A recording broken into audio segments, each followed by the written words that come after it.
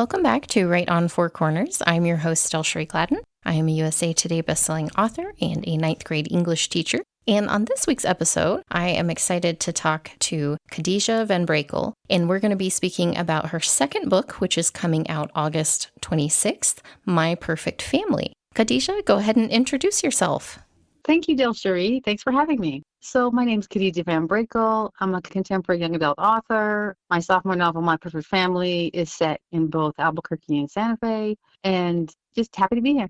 Well, thank you for taking the time. I was introduced to your book. Your publicist reached out about potentially doing an interview, and it was really nice to see that you have a diverse cast of characters that is set in New Mexico, areas I'm familiar with, but dealing with different issues than some of the other books that I get from this area, which is really wonderful. So tell me a little, or tell all of us, I guess. I've already read the book, so I know. Tell our listeners a little bit about My Perfect Family.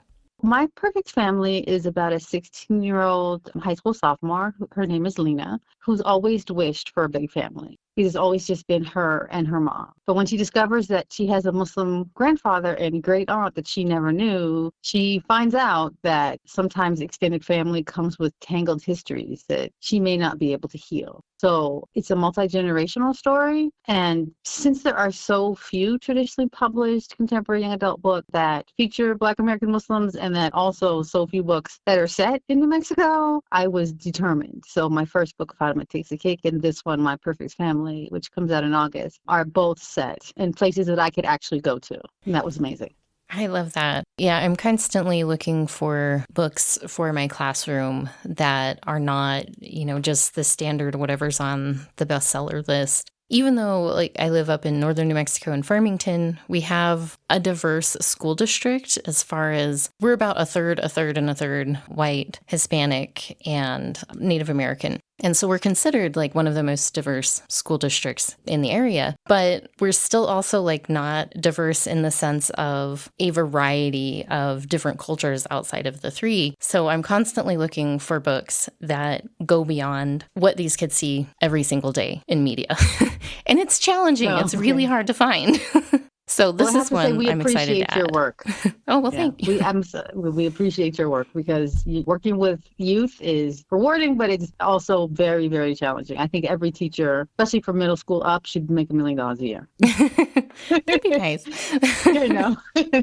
Something that I really enjoyed about this book is just broadening understanding of other cultures and the challenges that can come with that. Because your main character, Lena, grows up with her mom away from the Muslim religion and cultural aspects as well, this is not the easiest transition for her to make to try to understand what's going on as well as understand the conflict. So tell us, outside of bringing this story into the world to share and to give those different perspectives, what about the story and the configuration of characters and everything that went into it, where did that inspiration come from for the specific characters and conflict in the story? So the story idea came to me actually probably late 2019, 2020-ish. So I am a huge fan of the Gilmore Girls television series. I have all 7 seasons on DVD. That's probably telling my age, but that's okay. I also watch it sometimes on streaming. So I really wanted to write something based on my love of the fraught mother-daughter relationships within the Gilmore Girls, but within a fractured Black American Muslim family. That was my inspiration, and then I just took off from there. And since I love writing character-driven stories, I always start with the main character. So I did a deep dive into who I wanted her to be, and then I built everybody else around that. And I think it's really important because for me, when I write young adult literature, my stories so far have been about Black American Muslims, but I want them to have universal themes because I want all teenagers to identify, who could possibly identify with the coming of age issues within my stories, to recognize something and maybe to be like, oh, okay, I'm not the only one that's going through something like this. And because in My Perfect Family, there are a lot of familial expectations. And then once the extended family comes into her life, there's a push and pull because the closer she gets to her grandfather, maybe not so much her great aunt, but her grandfather especially, then she could be alienating the relationship and straining the relationship she has with her mother. could be the same way with teenagers where, maybe they want to take their life in one direction, but the people around them, whether they're parents or siblings, guardians, school counselors, are trying to steer them in a different direction. So I think that push and pull is universal. Absolutely. That's something that I hear from my students, particularly in written responses where it's a little bit more private, that they'll talk about a lot of those family pressures and the different ways that they respond to it. Some of them, just go into like hyper overachiever mode and how can I get that 1 point back? I need I need this specific grade. Right. And then I've had other students who, feel like they can't achieve what's expected of them. And so they go the opposite way and they, stop turning stuff in and figure, well, if I can't meet the demands, I'm just not going to do any of it. And so I think that's something that teens especially, I think adults face that too in various ways, but Right. definitely something that I think a lot of readers in the target age group are going to connect with and be able to hopefully find some commonality in that, there are ways to work through it. It's not, you have to do what they say or meet those expectations. It is that push and pull, but hopefully most of them can, find a middle ground where they're working toward something, but not fully 100% just doing what everyone else tells them that they have to do. Right, and losing themselves in the process. Yeah, exactly. Yeah. Well, and then you add in that layer of relationship where whether that's, in this case with Lena, it's trying to balance those expectations with either a relationship with her grandfather or maintaining the relationship with her mother. But I think a lot of teens face that as well with friends and just other people in their life where it's like you have so much coming at you at that age and everything feels so big and so immediate and like you have to make all the choices right now and that's going to define your life. I think as adults, we forget how much pressure that can be at that age. It can be really overwhelming. I totally agree. Now, one of the other things that I really enjoyed with this story is that you do give glimpses into the grandfather and the great aunt, into their life and their beliefs. And even though Lena's mom no longer participates in the religion or the culture, the way you present it is... What I liked about it is that you presented it in a balanced way so that a reader who's not familiar with it can look at it objectively and make that attempt to kind of understand both sides of the situation rather than, I think it would have been easy to go into it with the mother, is mad and has had these bad experiences and to paint it in a very negative light. You didn't do that. You gave a very balanced view of everyone's perspective and ideas and why they believed or why someone might have left. So I really appreciated that, especially thinking about my students. Like most of them don't have a lot of experience with Muslim culture or religious beliefs. And so I liked that this could present something new to them in a balanced way that they could start making their own just thoughts and ideas about it, I guess. Yeah. Thank you so much for your positivity. I appreciate it. I tried really hard because I always kept in the back of my mind that this is a 16-year-old who this is all new to. And so I wanted her to bring the readers along as she learned. And I wanted her to, ask the questions or think the thought, and sometimes have the opinions that any 16-year-old would have when faced with something that she's always thought that she wanted. But now that she's gotten it, there's a little more family drama that she did not expect. Well, and how many times in our lives do we go after something thinking it's going to be this one exact thing, and then you reach it and you're like, oh, dang, this is not quite exactly. what I thought. Whether that's, job or college or that perfect, or your boy or girl. Major, right. Your college major. You might be like, you have a path and you're like, okay, when I get to college, this is what I'm going to study. And then you get there and you're like, I hate it. Like, and I think this is why, most schools give you 1 or 2 years to, declare your major. And so you can take all the different classes and say, maybe make a shift. And that's okay. And that's perfectly normal. Absolutely. I know very few people who went to college with one major and that is still what they're doing for their main thing. And most of us change and switch ideas and are like, oh, never mind. That's not really what I thought it was going to be. I'm going to try something new. So there's so much about being a human that it's trial and error. You've got to figure it out as you go along. And that's jobs and careers, but relationships and ideologies. And what I enjoyed about Lena's character particularly is that she goes into all of this with a very open mind. She recognizes pretty quickly that her mom's past experiences with her family and with the culture have left her with some very negative feelings and anger, and that's really hard for her to face again. That could very easily, with a close relationship like they have, color her opinions right off the bat and just look at things in that light of, this did some sort of harm to my mom, I'm gonna view it through those glasses. But she really goes into the situation of meeting these family members who are new to her with an openness that I think really gives an example to readers of whatever the situation might be, to approach it and see the possibilities that might be there. It wasn't that difficult because I really, really wanted to make sure that her mom, Asia, raised her daughter to be an independent thinker. I think this coming of age story shows where this is a daughter that you raised, and yes, she knows it would hurt you, and maybe she, keeps some of the conversations that she has with her, new extended family a secret, at the beginning. But I wanted Lena to use that upbringing that her mom made sure and pressed for, took hold and said, okay, I have to, because I've wanted this for so long. It's just the easy thing to do would be to give up. But then that sense of regret that I did not want Lena to have. So I wanted her to walk into the person that her mother, because her mother is not necessarily always upset with her because she's pursuing this relationship. She's just, wants to forewarn her because of her past history. But, she allows her to explore and to get to know these, two individuals that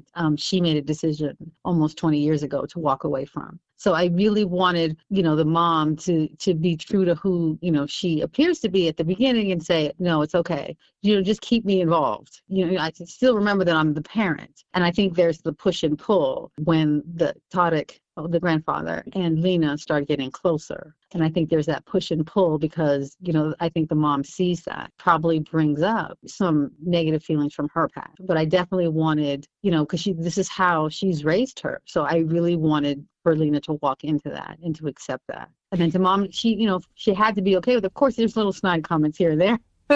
But yeah, that was really important to me, to make sure that she had that agency, that Lena had the agency to go after something that she's always wanted. Now, and you mentioned starting with the main character, with Lena, as far as development and doing that deep dive into her. As far as developing Asia's character, this is YA, so it wouldn't, I guess you can do whatever you want, but it would be a little bit challenging to do split perspectives between Lena and her mom going through this whole story. So I was kind of curious, did you do any writing from the mom's perspective? How did you explore her character and work with her? Because I think everything she's facing, and me reading it as a mom, and I've dealt with some of these, leaving a religion and cultural group and thinking what would I do if, suddenly one of my kids was like, oh, I want to go explore this thing that you decided was not, right for you. That would be really hard to manage all of those feelings and approach that. So I was wondering what you did as far as exploring Asia's character and developing her so that she was very relatable and believable. So in addition to, I did more character development for Lena, but I also have a Word doc for Asia. Another thing that I did is that the book starts when Lena is 16. Even though nobody asked me to, and it's not under contract or anything, I actually plotted out Asia's story. So if she had her own, book, and how did she get to the point that she left her faith community? So I plotted out that story, and doing that helped me decide, okay, this is how she's going to be when she's a mom, when she has her own person that's relying on her, and it's just the two of them. So that specifically, doing that helped me get to know Asia as a character. That's interesting. Are you considering writing her story as a YA novel as well in the future? Yeah, I'm open. I haven't done it yet, but I'm open to doing that. I would, of course, it would take. Drafting is not my favorite part of the process. It's revising, which I know maybe some of your students would be horrified that I like to revise. But yeah, I'm definitely open to it. But that definitely helped me like shape how Asia dealt with having a daughter who wants to look back, who wants to, like, because it's in the past for Asia. So that definitely helped me shape the mom and her reactions and who she is and how she had to deal with, because it was a lot for her. And I totally agree with you that it was a lot for her to see her daughter gravitate towards, the family that she left behind. Mm-hmm. It's interesting because, when you first meet the characters, you get a sense of who they are kind of outside of the story that's about to happen. And then it's not until as you're reading and you're getting into the events that you start to see the pain and the effects and where some of those cracks are. And it's always fascinating to me to think about everything that doesn't end up on the page in a book. You finish it, you hand it over to readers and they get to experience it. And then as the writer, you're kind of back here like, well, but then there's all this other stuff and they don't really, they don't get to experience it the same way that the writer does, because you have, 10 times as much stuff still in your head or in other documents that went into building it. It's impossible to really share all of that with the reader, because it would probably just end up being a giant mess if you tried to include everything in every story. Exactly. But I can't remember who, something I was reading or listening to talking about plotting and how you plan things out. And when you're thinking about backstories and developing characters, sometimes you find those little bits and pieces that you're like, oh, that is actually really interesting and really influential. And I had a friend who was doing that, who was writing, it was kind of like a family drama that involved horses and things. And she'd started and probably got halfway through the book, her first draft. And those of us who were reading it were kind of like, this is good and interesting and everything. But we were all way more interested in the parents' backstory and how they kind of got to this situation. And we kept kind of giving her those comments of oh, I want to know more about this and how did they end up this way and why did this devolve into something? And finally she was just like, I think I'm writing the wrong book. Wow. And she ended up going back and doing the adults in the family drama, doing their story first. Mm-hmm. And that really helped her kind of come back to that story later and have this richer, fuller understanding of who those characters were. And it really influenced the way she dealt with the rest of the series. That was one kind of, as I was reading this, thinking about the mom, and I was just like, I really want to know more about her story and what was going on. So I hope at some point you do write her story, because I would be happy to read it. Oh, thank you. Yeah, I mean, I am in love with a book called Story Genius by Lisa Crone, and it's a method. So, and because drafting is really not my favorite part of the process, you do a lot of work. You write 3 scenes and form the main character's misbelief before page 1. And so every single time I have an idea and I'm like, okay, I'm going to write this book, I reread Story Genius, because there's a bunch of exercises. And then in addition, you do a scene card for every single scene of the book. And it helps with pacing, because at the end of each scene card, it says, and you have to write what the character does. It can't just be a thought. It can't just be pondering. It just can't be, sitting crying. So you're moving the story forward. So I think that was really helpful for me in the process to actually cement Lena's misbelief that her life would be better if she had a larger family.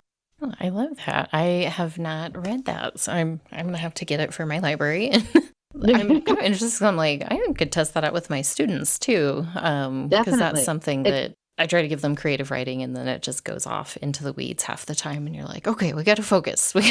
Right. There's got to be beginning and end, and it's got to make sense at some point. That could be really helpful to them. Yes. And so, and I also think it's good for students, whether they're, high school students or older, or anybody who wants to write, to understand that you don't have to love every part of the process, and you can just do little tips and tricks to get yourself through the part of the process that is not your favorite. Absolutely. I think it's funny how many times I talk with writers and they say they don't actually love writing all that much. Like, they like the storytelling. They like, the sharing. Sometimes they really like the editing, or they like whatever. But there's lots of aspects of writing that you don't have to love every single part of it. Some people say editing is like the worst thing ever, and they want to, hide in a cave until somebody else does it for them. But mm-hmm. I like having that reminder, because it is a process. It's a long process most of the time. And it does take some figuring out, like, what works for you, what doesn't work mm-hmm. for you. I know some people can write things out of order. I think my head mm-hmm. would explode if I tried to do that. I'm like, no, I cannot function like that in my writing. I have to write in order. I 1000% agree. There is no way I could skip back and forth. That would drive me bonkers. So no. I would never do that. And I think too, another thing is that people need to realize, and I've said this when I talk to anyone, but especially teenagers, please, for everything that you believe is sacred, do not pick up a book that's traditionally published and read it and think that you look at your writing or where you think you want to be and say, I could never get there because this is so much better. My Perfect Family was turned in before my debut came out in 2023. I did 2 rounds of developmental edits, 1 round of copy edits, and 1 round of line edits with my editor before we then got to past pages, which is, doing the little nitpicky, there's a mistake here, please fix. But so it goes through a lot of hands and a lot of eyes. And please do not discount yourself, because, if somebody read I will not ever show my first draft to anyone. Doesn't matter who they are. It's not happening. So, you have a lot of people working behind the scenes. So please don't, let that discourage you. I think try to let, what you read encourage you. And especially if there's a book that you think, or a topic or a character or a culture or anything that you don't see represented in traditionally published books, please write it. Absolutely. That's something our district, I guess before I came to the district, we did have a unit on creative writing. And that was mm-hmm. taken out a couple of years ago when they revised their standards. I don't know why, because it's so helpful to understand narrative if you mm-hmm. actually have to put it to work and create a narrative. Like, you understand mm-hmm. plot and character development and all of that so much better if you do it rather than just read a story and then pick it apart. So I still try to find ways to bring in creative writing with students. And I get some of them sometimes where it'll be like, well, I don't know how to do this. I'm not creative. I can't write that well. And it's like, well, that's not really the point in mm-hmm. what we're doing. The point is to help you understand plot structure. Like, if you have to plot something out and make sure that the story makes sense, that helps you understand it because you're doing it and you're putting the pieces together. That is such a battle with students where it'll be like, oh, well, this isn't any good. I can't write. Mm-hmm. I can't do this or that. It's like, well, there's a lot of support and help for that in the process. But the fact that you're putting together a story and that you're expressing your ideas and that you're sharing something of yourself is so important. Because I have I don't know, it's crazy. Our curriculum, I went searching, like I said, we have equal white, Hispanic, Native American, and we have, I think, 12 or somewhere around 12 different tribes kind of in the area. So it's a variety. And I'm looking through our curriculum and there's a handful of Hispanic authors, which surprised mm-hmm. me. I was like, at least I should be able to find Hispanic authors. And there, I think, was 1 article by a Native American author in mm-hmm. our curriculum library. And I was just like, seriously? I'm trying to get them to relate to stuff here, and none of this is about them. Exactly. So I've really kind of had to venture out and try to include them. Like, okay, we're reading this story. If you had to rewrite it and the main character was a member of your cultural group, what would this story look like? And it's been really interesting to see them do that and just try to encourage, looking at situations through those different lenses. If you're not seeing yourself in literature or in media, in film or TV, go do it. We have the tools. We have everything available, even if it's just, for fun to post on YouTube or whatever. I think we're so connected as, online today, but we're still so isolated in so many ways because we can filter to see only what we're used to seeing. And so I love this about your book, that this is opening more people up to a better understanding of cultures that maybe they haven't experienced before, in a frame of reference of family relationships and how difficult that is for everybody, I think. Yeah, definitely. Well, thank you. And I think that's an amazing thing that you're doing by saying, okay, take this story and then insert yourself. Because that was another one of the main reasons that I started writing young adults, because in 2017, my youngest daughter was a ninth grader, and she came home and she almost got in a fight. And I said, what happened? And she said that somebody told her she can't be Black and Muslim at the same time. So we went to the library right here in Albuquerque, and we found out that in 2017, there wasn't one traditionally published book in contemporary young adult that had a Black American Muslim main character. Wow. And 8 years later, there are less than 5 books, and 2 of them are mine. And this one's not out yet. My family's coming out in August. So, yeah, we have a ways to go, but, so I feel a huge sense of responsibility, since my 3 daughters were never able, when they were teenagers, to see themselves inside the pages of a book. You don't think about it maybe until you become aware of it. But I can't even remember what grade I was in or what even class it was. But we were learning about a study that someone did in the South, and they had these baby dolls, and it was like a white baby doll and a black baby doll. And they're showing them to 3-4-year-olds and asking them questions about the baby dolls, and which one do you think is pretty, and comparison type questions. And these little children had already been so conditioned at that age to have specific ideas about race that really stuck with me. And that was shocking, where it's if you don't ever see yourself doing awesome things and creating and inventing, that really affects young people. And they think, well, I'm not part of that part of society that can do those things. And it's you absolutely are. You can and you should. So go out and do it. Exactly. Yeah, and we want you to. There are adults out here who are waiting and who want you to. And when we'll try to encourage you, because we know how important it is. Absolutely. Well, and I am loving talking to you and talking about this book, but I am looking at the clock and noticing that we are at the point that we already need to start wrapping up. I always feel bad when I get to that. I'm like, dang, so many more things we could talk about. But that's fine. Hopefully this has gotten people interested so they can go check out the book. So please tell our listeners, where can they find you? And I know the book's not out yet, but where should they look for it when it releases at the end of August? Okay, so you can find me. My website is just KhadijahVanBrakle.com. I'm also Khadijah VanBrakle on Instagram.